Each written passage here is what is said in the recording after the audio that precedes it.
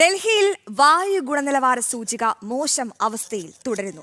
മലിനീകരണം പരിഹരിക്കുന്നതിനായി പരമാവധി ശ്രമിക്കുന്നുണ്ടെന്നും നിയന്ത്രണങ്ങളോട് ജനങ്ങൾ സഹകരിക്കണമെന്നും ഡൽഹി സർക്കാർ ആവശ്യപ്പെട്ടു.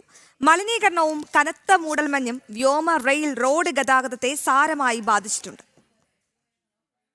വായുമലിനീകരണവും കനത്ത പുകമഞ്ഞും രൂക്ഷമായത് രാജ്യതലസ്ഥാനത്തും സമീപ പ്രദേശങ്ങളിലും ജനജീവിതം ദുസ്സഹമാക്കി. വായു ഗുണനിലവാര സൂചിക മോശം അവസ്ഥയിൽ തുടരുകയാണ്. മലിനീകരണ വിഷയം പരിഹരിക്കുന്നതിനായി കാര്യക്ഷമമായ പ്രവർത്തനങ്ങൾ നടത്തുന്നുണ്ടെന്ന് ഡൽഹി സർക്കാർ അറിയിച്ചു. മുൻ ആം ആദ്മി സർക്കാരിന്റെ കെടുകാര്യസ്ഥതയാണ് മലിനീകരണ പ്രശ്നം ഇത്രയും ഗുരുതരമാക്കിയതെന്നും പുതുതായി തെരഞ്ഞെടുത്തൊരു സർക്കാരിന് ഇത്രയും ഗൗരവമുള്ള വിഷയം പെട്ടെന്ന് പരിഹരിക്കാനാകില്ലെന്നും പരമാവധി ശ്രമിക്കുന്നുണ്ടെന്നും ഡൽഹി പരിസ്ഥിതി മന്ത്രി വ്യക്തമാക്കിയിരുന്നു. നിലവിൽ ഡൽഹിയിൽ BS6 താഴെയുള്ള വാഹനങ്ങൾക്ക് വിലക്ക് ഏർപ്പെടുത്തിയിട്ടുണ്ട്.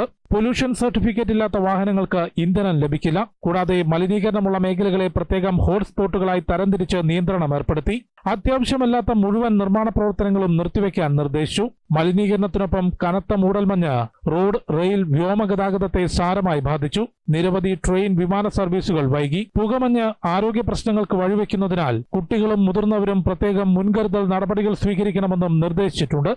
ജനം, ഡൽഹി.